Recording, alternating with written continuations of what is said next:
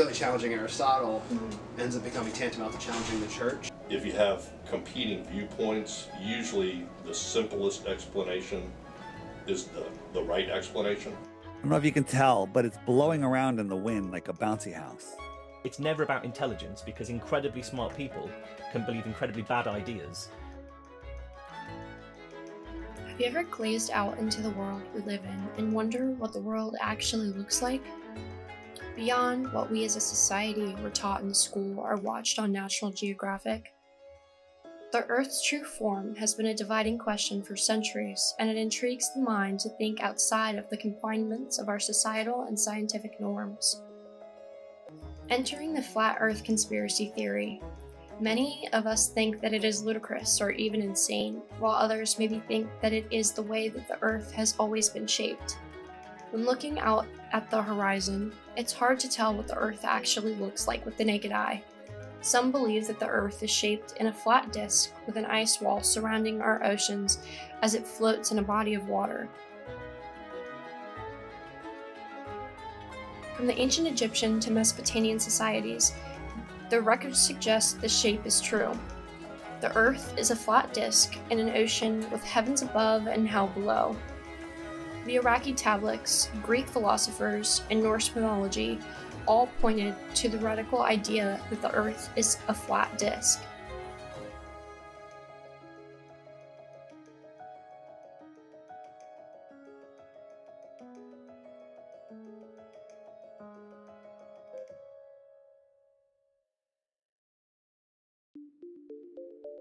Delving deeper into this theory, we spoke with Dr. Ross at Longwood University to better understand the historical aspect of the flat Earth theory. I know this is an argument that I know the Ptolemy gets involved in, the Ptolemaic Greeks. I mean, they were capable in ancient Greece / ancient Rome of conceiving of the world as a globe, essentially.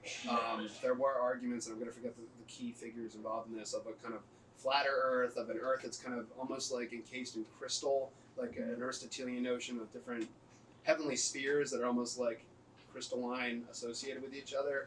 I couldn't tell you all of the names, but, I mean, of course, what's interesting in the ancient Greek context, right, is the only thing they really have to work with is a little bit of observation with the naked eye, but then mathematics, generally speaking. So it would make sense, of course, that you'd have these many different views in a world where the opinions can only be proven theoretically. It's kind of like a myth that Columbus and lots of people around the time of Columbus thought you would just sail off some cliff or whatever. That lots of people were working with the assumption that there was not a flat Earth. But certainly the age of discovery helps to take things from the level of theory and then to make it more kind of like empirical, to make it something you can verify now through observation, not merely mathematics. But I mean, in my intro history class, I don't teach about the flat Earth, but we do talk about the fact that at the same time as people in the 1500s are really discovering more and more, discovery is the wrong word, but going to other parts of the world. And so therefore learning about more of the world and the people in it.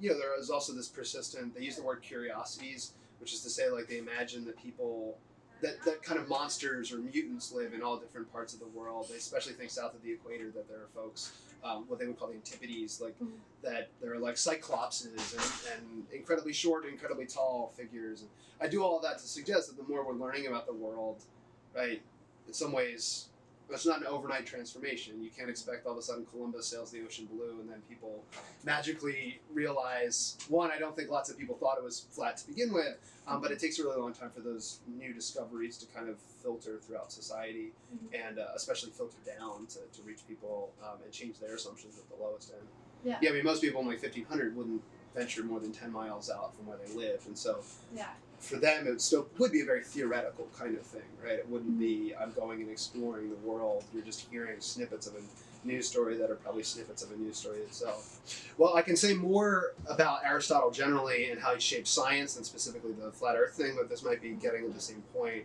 So, I mean, Aristotle is in many ways the father of science, really up until the scientific revolution. And that means both people take away from Aristotle like his direct arguments, which don't always get challenged despite contradictory evidence over time. This might be your Christianity side of it. Over the course of the Middle Ages, like Aristotelian science merges with Christianity so that things that really seem like outside the domain of the church or outside the domain of theology, like the position of the sun and things like that, challenging that, which is really challenging Aristotle, ends up becoming tantamount to challenging the church. Yeah. I mean, there's a lot more to say about Aristotle. Like, he does a whole lot of great stuff with the methods and instruments he has available at his time, right? But a lot of it has to become speculative. Yeah. You know, the scientific revolution is seen as kind of replacing Aristotle with like experiments, but also new technology like telescopes and everything like that. So, I mean, broadly speaking, like, he's the defining figure within pre-scientific revolution science. While these are not the only people in history who have disproven the Earth being a spherical globe, the Bedford Level experiment was conducted in 1838, which was a series of observations carried out along a 6-mile length to disprove the curvature of the Earth. Samuel Shelton founded the Flat Earth Society in 1956 and led this until his passing in 1971. Yet, it makes you wonder, what is the science behind this? We went to the Chichester building at Longwood University to discuss the physics behind the flat Earth theory. The first time I flew to Europe, when I was right after I got out of college, when you look at a map of the Earth, it looks like you would. I left from Dulles Airport up in Northern Virginia to go to London. It looks like you pretty much just head kind of slightly northeast across the ocean to go to London, but instead you fly like directly north up through along the east coast over Canada. Then you go up to Greenland and Iceland. And the reason that works is that you have to follow what's called a great circle, which is a circle that cuts through the center of the Earth. That's the most efficient path for an airplane to fly in. And so airplanes always fly that because, I mean, the Earth is not a perfect sphere. It's slightly longer in one direction than the other. So the technical name is an oblate spheroid, but it's like a basketball basically. And to get from one point to another on that kind of surface, you don't go in a straight line, really. You go in what's called a great circle. So that's another thing from my experience. I've actually seen the thing where a sailboat sails away from you and goes over the horizon. And of course, if the Earth was flat, the whole sailboat would get smaller and smaller and smaller. But instead, the bottom of the boat disappears while you can still see the sail. And the only way that could happen is if the sailboat is actually going over a curve, right? So I'm sure you use GPS, right? I use GPS. I mean, the way that works is that there are 24 satellites that are orbiting the Earth, and the way that they orbit the Earth, you're always in view of 3 of them at least. So if you step out here in Farmville, at least 3 of those are up above you, and the way that works is them circling the Earth in various paths. Let's see, one other thing, we were just talking about, you and I were talking about eclipses. A lunar eclipse is when the Earth gets between the moon and the sun, and the Earth's shadow gets cast on the moon. And I've seen that a number of times. And as you watch the Earth start to cover the moon, the shadow is clearly curved, which is what a sphere would do if it was casting a shadow. So those are things from my own experience. Okay, when it comes to physics, I mentioned the Coriolis force. If you're going from here to there and you just set your plane's instruments to go directly south, you're not going to end up in Florida, because as you're flying, the Earth is turning. You're going to end up over here somewhere. Okay, that feels like something's pushing you that way. Really, nothing's pushing you that way. It's that you're flying straight, but the Earth is spinning. That effect is called the Coriolis force. It's the fact that if you move over top of something which is spinning, you don't end up where you thought you would end up. And so in the military, as I kind of mentioned before, when they shoot missiles or they shoot cannons, they have to adjust for that. The universe likes things to be spherical. Okay, if you look at raindrops and bubbles. You look at the moon, you look at the sun. The reason for that is that spheres are the most efficient shape that there is. And without getting too technical, basically a sphere has the most volume or space enclosed with the least amount of surface area. And that's the most efficient, lowest energy way to arrange things. And so nature loves things to be spherical. If you look up into the heavens, okay, the moon is obviously round, the sun is round. If you have a good enough telescope, the other planets are round. So one question would be, why would the Earth be flat and everything else is spherical? That makes no sense whatsoever. There's no reason for it to be flat. It's just kind of a silly. You don't find flat things in nature, really. And when it comes to gravity pulls everything toward the center. And if you watch things accumulate under the force of gravity, basically what's going to happen is they're going to start from a center point and build outwards. And as it builds outwards, it's naturally going to form a spherical shape where everything is exactly the same distance from the center. Physics would indicate that there's no reason for the Earth to be flat. In fact, there's every reason for it to be spherical. Until 400 or 500 years ago, people believed the sun revolved around the Earth. Okay, and then when humans developed telescopes and got a better view of what's out there, they began to realize their original view was wrong. Okay, and even then, if you go back, to the 1600s, they still believed that our solar system was all there was. Improve your view of things, your understanding of things improves. And so, to me, the idea that if you look around you at any point on the Earth and it looks flat, that the Earth is flat, is just a limitation of their limited view. You need to get a better vantage point and a more expanded view to get a more expanded understanding. And lots of people have been in space and looked back at the Earth and seen it.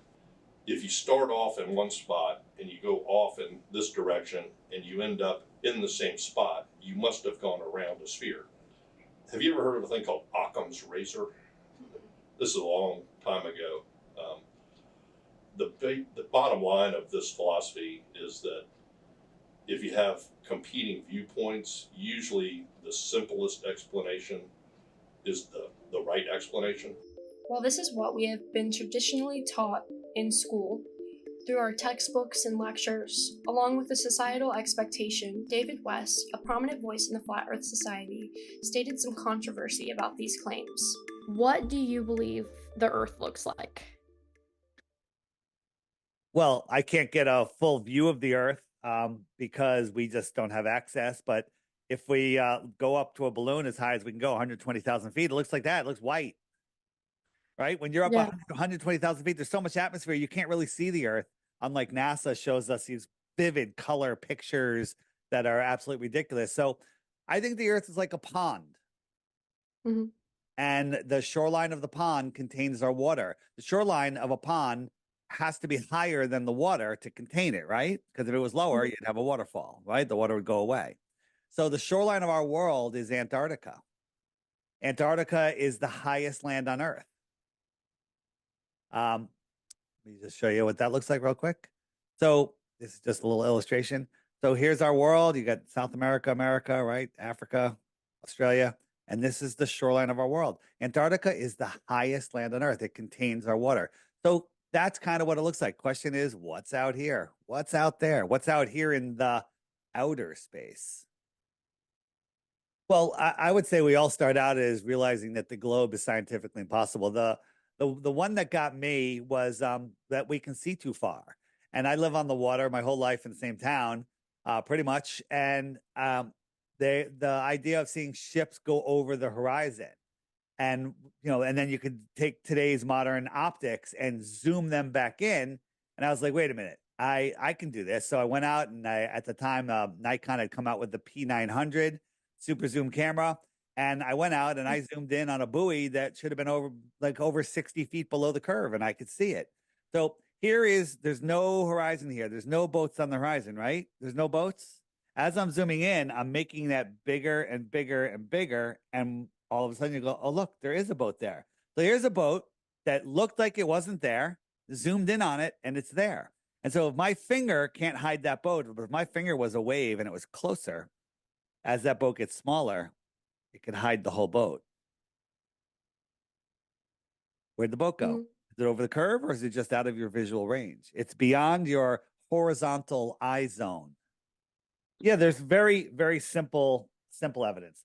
A ball is required to have a physical horizon at a certain distance based on your viewing altitude. Right now, the ball is hiding my mouth. You can't see it. And you can't zoom in on it because it's behind a physical curve. So the math on the ball that they tell us the Earth is 24,901 miles around says that at just 3 miles, there's a 6-foot drop. That means a 6-foot tall person sitting at the edge of perfectly calm water, that water should be curving away. And at 3 miles, there's a 6-foot drop. That means that there's a physical horizon that person can't see over. They shouldn't be able to see the surface of the water, and or as it goes farther away, it goes more. At 10 miles, there's 66 feet of curvature. That's a 6-story building. You can hide a 6-story building behind there. But the problem is we can see too far. And there's many, many, many real world examples. I showed you the boats. That's a terrestrial viewer looking at a terrestrial object. Another one would be this one here. This is a mountain. This mountain is 169 miles away. The top of that mountain should be like a mile below the curve. The tops of those mountains should be over 40 miles below a physical curve, but they're all there. They all line up right on a horizon. Why is that? Right? Does that mean the Earth is flat? Nope. It means the Earth is either flat or 1,000 times bigger than they tell us. If it's 1,000 times bigger, maybe there's 1,000 other continents that we don't know about where freedom can reign, right? Resources. What are all wars about? Power, resources, land, right? What if they're hiding more land? So when you start looking at these things, the rabbit hole just gets deeper and deeper and deeper. The question is, why can't we see some things that should be there? Here's a spot from Aluja, France. 175 miles out here is a mountain called Mount Canigou, and you can't see it. Why can't you see it? Well, the light that's bouncing off of it isn't strong enough to push 175 miles away. But twice a year, as the sun migrates in between the tropics, it's lined up with the viewer and the mountain. And as it goes into the distance, it backlights the mountain. And all of a sudden, you can see the whole mountain. The very top of the mountain here should be over a half a mile below the curve from this viewing spot. But twice a year, you can see it. They want you to believe, they teach us that all the planets, they go around the sun, but in their model, the globe model, the sun is moving at 500,000 miles an hour. So it's all chasing the sun. We're traveling 4.4 billion miles a year. It's a huge number. Never to return to where we were before. And somehow everything remains in perfect timekeeping order, perfectly, right? None of the stars ever change. They're always the same. Go out tonight, take a picture of the stars, put a note in your calendar to do the same thing next year or in 10 years, and every star will be in the same place, even though we've gone trillions of miles. Polaris is, right over the North Pole, right? And so everybody in the upper part of the world, the northern part on the globe, can see it. That makes sense. It also makes sense on a flat Earth, right? If it's at 0 degrees latitude, once you're beyond the equator on the ball, there's no way you can see Polaris because there's a physical obstruction. It's too low on the horizon. But if Polaris has been spotted as far as 30 degrees south. That's impossible on a ball. Impossible. And it's the only star that's stationary. Right? With all of this going on, Polaris never moves. From here to here is 186 million miles, just so you understand. So in Georgia, not too far from you, there was this monument of these stones with the 10 commandments on it, basically for the New World Order. That's a whole nother topic. But the center stone had a little hole in it, and you look through it, there's Polaris there. Every day, every year, never changes. So the Georgia Guidestones were built in 1981. They say the precession of the equinox, I don't know if you're familiar with that, is the wobbling of the earth. It takes 26,000 years for a full wobble. And that means it's moving 1 degree every 76 years. 1 degree in the sky is 3 wisps of a full moon. Okay. It was built in 1981. It was up for over 40 years. That means it's moved a half a degree. A half degree is 1.5 moon lengths. That star would have been out of there. We have one of our guys did this experiment. So it did it at night, cold on a frozen lake. So first it's freezing, right? You got to remember that. And so he's out there. He's got his snowmobile. He's got his camera set up 6 inches off the ice, right? And he set up these 4 lights at 8 miles, 7 miles, 6 miles, and 5 miles. At that height, according to globe math, there should be 30 feet of curvature. This one should be hidden, remember? Hidden behind curvature, 30 feet, 22 feet, 15 feet, and 9 feet. But they all magically show up right on the horizon, right there in a straight line. They're all refracting up at their own amounts, right? That is what I call impossible. It's about controlling your mind, right? So as a child, you're taught that the earth is a ball, and you try taking a ball away from a baby, it doesn't work well. Try taking a ball away from a grown man, that doesn't work well either, because your whole foundation's built around that, right? So I don't know if you can tell, but it's blowing around in the wind like a bouncy house. And watch right here. You're going to see a tissue in 5 seconds go by. Watch, a piece of tissue. Ready? Here it comes. See it? That shows you that it's just floating in the air. See that? What was that? We're like, what was that? So we took that clip, we slowed it down.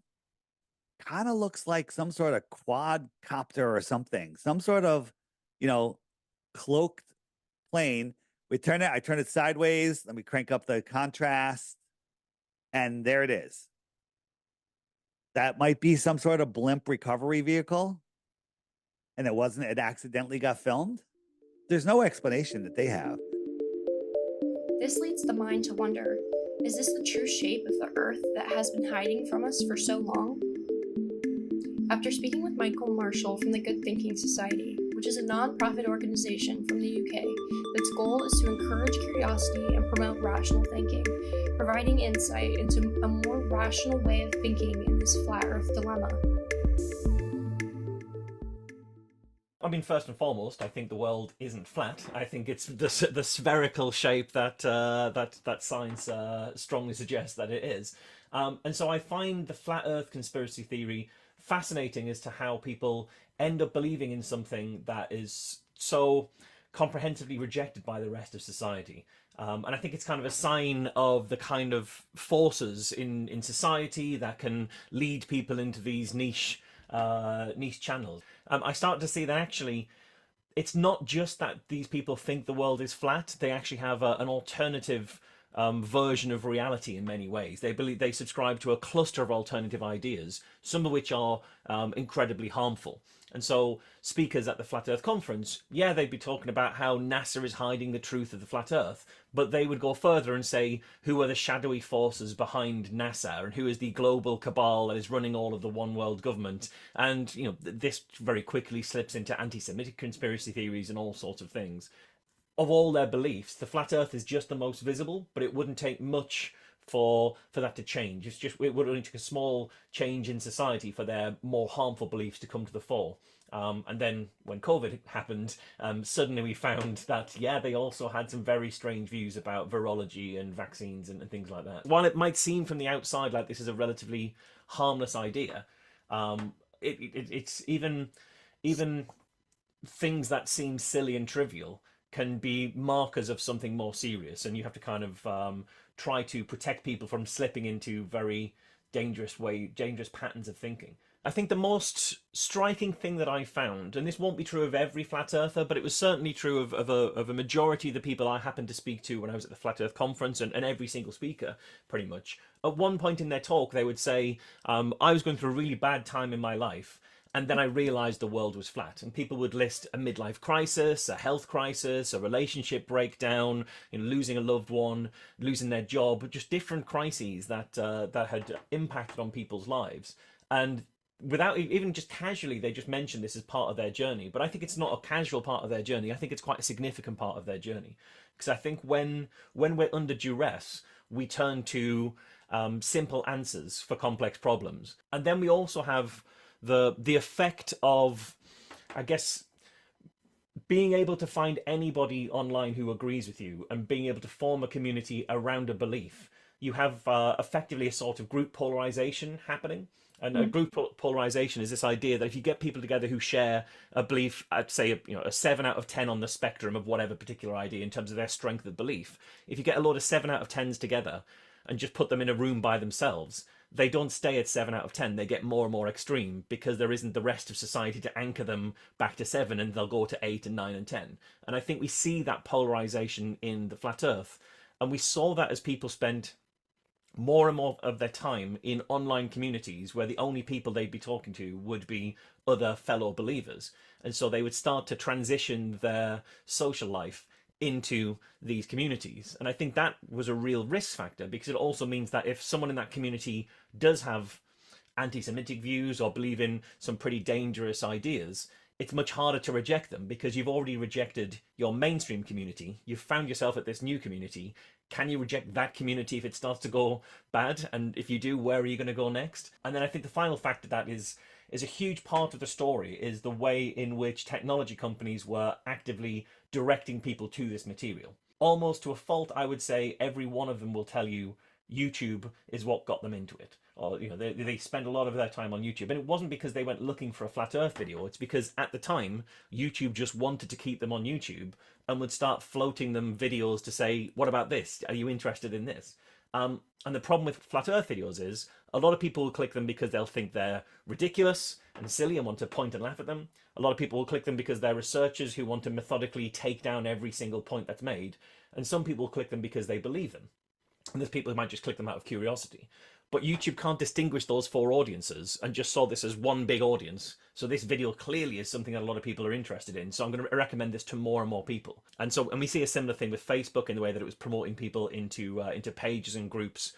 Any group that had a lot of engagement, a very active community, a lot of kind of comments would be pushed up the ranking and pushed towards people. And so Facebook was saying, hey, you might be interested in becoming a flat earther. You couldn't just say, yeah, but here's a scientific proof that the world isn't flat. That wouldn't ever change people's minds because it wasn't a scientific proof that got them in. And now it's so core in their identity, you can't challenge their identity with the fact. Firstly, it's that people would assume they knew what the flat earth theory was. So people who are aware that the world is spherical would say, well, flat earthers, they're stupid, they're gullible, they're all these things. I don't think they are. It's not about intelligence, it's about something else. But they would assume that anybody who thinks the world is flat must be stupider than I am. And so they would assume I know exactly what worldview they believe in. But what happened was, the more I talked to flat earthers, the more I realized that they don't have one single version of the flat earth. There are some who believe that there is a disc, like I've got over my shoulder here, a disc with a wall of ice around the edge, with with the Arctic Circle in the middle, and everything sort of spread out. But there's other people who believe that instead of a disc, there's just an infinity of ice in all directions, and that the world is this plane of existence that bisects reality, that it just goes on forever in all directions, and you can't get below it in any kind of way. And they believe then if there is this infinity of ice and we're basically in a pool in the middle of it, then over there on another part of the ice there may be another pool, and that's where aliens come from. And so they start to put in their alien kind of beliefs as well. And so you'd find people who were trying to persuade people out of the flat earth movement, if they hadn't listened to what the flat earth movement actually believes and what model they have in their heads, they were just ineffective because they were arguing with a straw man because they weren't listening. And going along to the flat earth conference, what I found was speaker after speaker would get up and talk about a different, just coincidentally, it wouldn't be a central part of what they were talking about, but the worldview, the shape of the world that they were describing would be different from the previous speakers. There's one speaker who got up and explained that the world is a diamond shape, with the equator being at the right across the widest part of the diamond, and the North Pole being the point at the top and the South Pole the point at the bottom. And that can explain why getting from point A across near to the pole takes a much shorter time than getting A to B across the equator. So that would make sense. But to explain it, he said, along the edges, if you travel too far in one direction, you don't fall off the edge. You go through a 4-dimensional time-space warp, where you go through that and you appear back on the other side, and you can carry on just traveling forever like a kind of computer game, like Pac-Man or something like that. And nobody in the audience batted an eyelid at this. And then the next speaker got up and talked about how the world is disc-shaped again. And it occurred to me that it's because for flat earthers, it didn't matter what version of right you were, as long as you agreed that everyone else was wrong. You could have any different shape of the world that you wanted, because all you would talk about are the ways in which the rest of the world was wrong. It wasn't about putting forward an idea. It was about rejecting the mainstream idea. And so that was such a huge, huge part of it. And then the other part of it that really surprised me, but then the more that I spent looking at the history of flat Earth, it was less surprising. But it really surprised me how much of the flat Earth belief was wrapped up in a very evangelical form of Christianity, all to the point of creationism. So that the world is 6,000 years old and was created, as the book of Genesis says, within the space of 7 days. Until I started researching the history of it, and you actually discover that Samuel Rowbotham was one of the first modern flat earthers. He wrote the pamphlet on whose work many flat earthers today are still basing their arguments. But he wrote it explicitly to reject the ideas of Darwin at the time. This was a way of proving Darwin wrong, because if I can point out that the world is flat, and then I can point to parts of the Bible that suggest the world is flat, I can say the Bible is right about that, and therefore it's right about evolution, well, right about the creationism rather, and so Darwin was wrong. So that modern flat earth movement was founded on a rejection of evolution and a forwarding of creationism.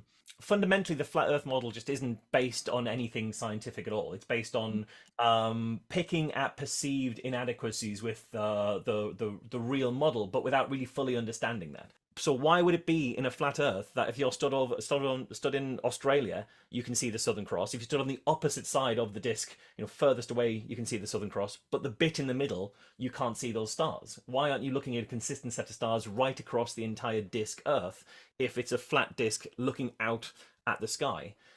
It makes no sense. It only makes sense if you have a spherical version of the Earth. I think in these situations, it's never about intelligence, because incredibly smart people can believe incredibly bad ideas. And unfortunately, they're really good at believing bad ideas because they're smart enough to find justifications to themselves. So they can be very effective at that. After speaking with these individuals, there is a clear divide in what the population believes that the Earth's true form is. Amidst this conflicting ideas of what the true form of the Earth is, what is false, I leave you to ponder, what do you believe the shape of the Earth truly is?